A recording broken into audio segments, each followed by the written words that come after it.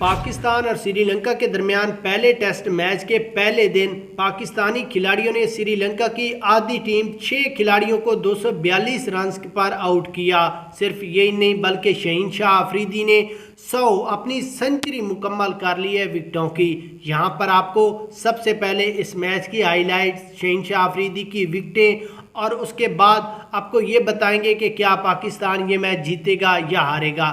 उससे पहले आपने इस वीडियो को लाइक करना है, चैनल को सब्सक्राइब करके शहीन शाह अफरीदी की बॉलिंग और ख़तरनाक बाउंसर विकेटों के बारे में अपनी राय कमेंट्स में देनी है। उसके बाद अगर यहाँ पर हम सबसे पहले मैच की बात करें तो श्रीलंका ने टॉस जीतकर पहले बैटिंग करने का फैसला किया और आज के दिन 242 रन बनाए 6 विकेटों के नुकसान पर। बॉलिंग लाइन की बात करें, शहीन शाह अफरीदी ने 3 खिलाड़ियों को, नसीम शाह, अबरार अहमद और आगा सुलेमान ने एक एक विकेट हासिल की।